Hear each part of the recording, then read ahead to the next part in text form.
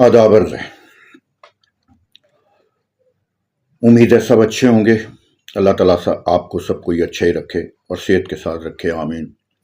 सबसे पहले कल की एक वीलॉग की जो मैंने किया उसकी तस्हीह बहुत ज़रूरी है।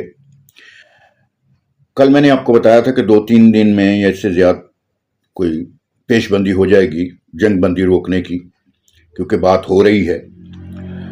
मगर मुझे ये नहीं पता था कि बड़े एक तो होते हैं ना कि इंसान वादा करके यानी कि भुला देते हैं और मुकर जाते हैं, और इसी तरह बड़े मुल्कों का भी हाल है। बड़े मुल्क आजकल जो वादा करते हैं उसमें मुकरने में देर नहीं लगाते, कहते कुछ हैं करते कुछ हैं, यानी कि मुनाफकत आम इंसानों से बड़ी है बड़ों में। खैर सानू की बहरहाल बात यह है जी, सबसे पहले तो मैं पाकिस्तान की बात करूंगा। ये है जी, पाकिस्तान के माशी हालात खासे टाइट हो गए हैं। एकदम गवर्नमेंट ने 55 रुपए के करीब पेट्रोल की कीमत बढ़ा दी थी, जिसकी वजह से आवाम में शोरगुल पाया जाता है, एहतजाज की सूरत पाई जाती है और लोग गवर्नमेंट को बेनुकत सुना रहे हैं, जिनके बेनकत सुना रहे हैं, और कुछ लोग तो गालियां देने से भी परहेज नहीं करते रमज़ान में। बहरहाल ज़ाहिर है लोगों का हक है अपनी आवाज़ बुलंद करने का, हर एक का हक है, वो अपने अपने अंदाज से आवाज़ भी बुलंद करते हैं। आज जनाब शहबाज शरीफ साहब अपनी काबीना के हमरा बैठे हुए बात कर रहे थे कि जी हम इंशाल्लाह आवाम को रिलीफ देंगे। हमेशा से तमाम हुकूमतें आती रहीं, आवाम को रिलीफ देती रहीं, आवाम पिसते चले गए। जितना रिलीफ देते हैं उतना आवाम पिसती है। तो आवाम को रिलीफ देने की बजाय वो अपने सरकर्दा मेंबरान को रिलीफ दे रहे हैं, ब्यूरोक्रेट्स को रिलीफ दे रहे हैं, अपने चहीतों को रिलीफ दे रहे हैं। और रिलीफ क्या है जी? पेट्रोल ज़रूरी बढ़ाना था, अभी तो बहुत सारा हमारा ज़खायर पड़े हैं। ऊपर से सऊदी अरब ने भी कह दिया है कि जनाब आपको पेट्रोल की कमी कोई नहीं होगी। तो ऐसा कौन सा आखिर आ गई, कौन सी क्या नाम है, को क़यामत आ गई कि पाकिस्तान ने पेट्रोल बढ़ा दिया, इंडिया ने कोई नहीं बढ़ाया, बांग्लादेश ने हमें 6-7% पेट्रोल बढ़ाया, पाकिस्तान में सबसे ज़्यादा महंगा क्यों कर रहे हैं? इससे ज़्यादा बेहतर ये नहीं है कि आप जनाब अपने ब्यूरोक्रेट्स का पेट्रोल आधा कर दें। अनलिमिटेड पेट्रोल है उनके पास, किसी के पास 500 लीटर है, किसी के पास जनाब 2000 लीटर है, किसी के पास 10,000 लीटर है, किसी के पास 5000 लीटर है। उसको काम करे भाई, आधा कर दें, पेट्रोल की कीमत बढ़ाने की जरूरत ही पेश नहीं आएगी।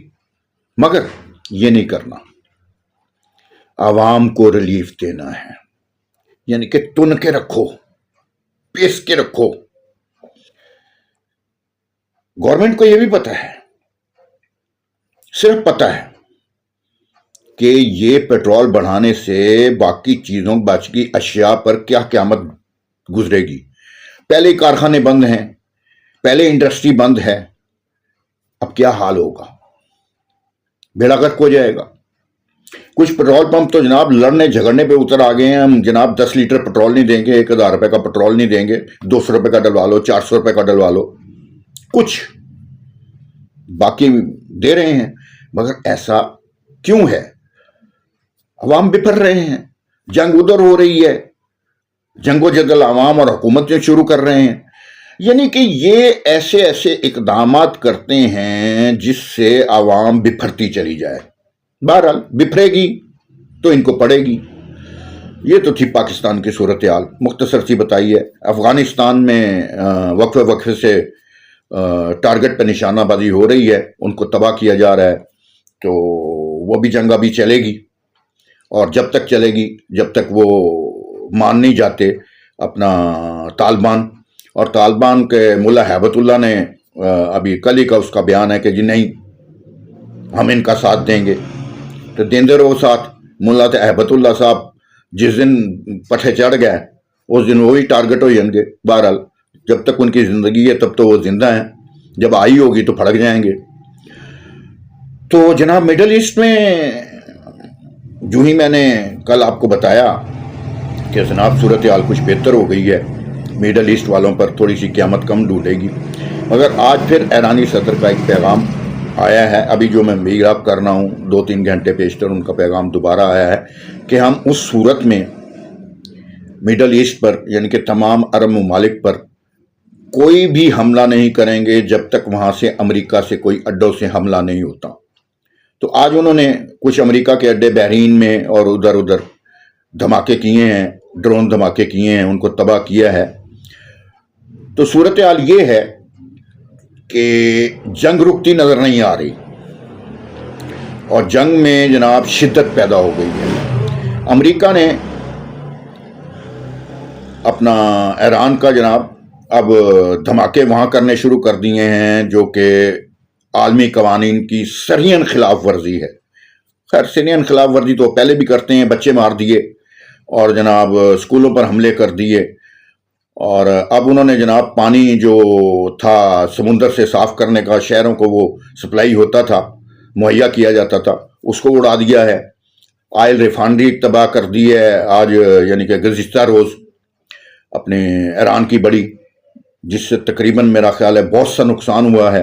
ایران میں شدید ترین بمباری ابھی بھی جاری ہے، اور دوسری سمت جناب ایران بھی بمباری کر رہا ہے۔ جو ہی آئل ریفائنری اس کی تباہ ہوئی، اس نے بھی جناب اسرائیل کی آئل ریفائنری پر دھماکہ کر دیا، اس کو بھی تباہ کر دیا۔ ادھر بھی ابتر صورتحال ہے، ادھر بھی ابتر صورتحال ہے۔ فرق صرف اتنا ہے، ایران کی کچھ خبریں باہر آ رہی ہیں، یعنی کہ کچھ کیا بہت سی خبریں باہر آ رہی ہیں، اسرائیل کی کوئی بھی خبر ان کی اجازت کے بغیر باہر نہیں آ رہی۔ اکا دکا باہر آتی ہیں جو کہ کوئی ویڈیو بنا کر بھیج دیتا ہے۔ زیادہ تر اے آئی ویڈیو سوشل میڈیا پر گردش کر رہی ہیں۔ تو بات یہ ہے میرے دوستو بھائیوں کہ جنگ اب اپنی انتہائی شدت اختیار کر چکی ہے۔ اب یہ جنگ کہاں تک پہنچے گی؟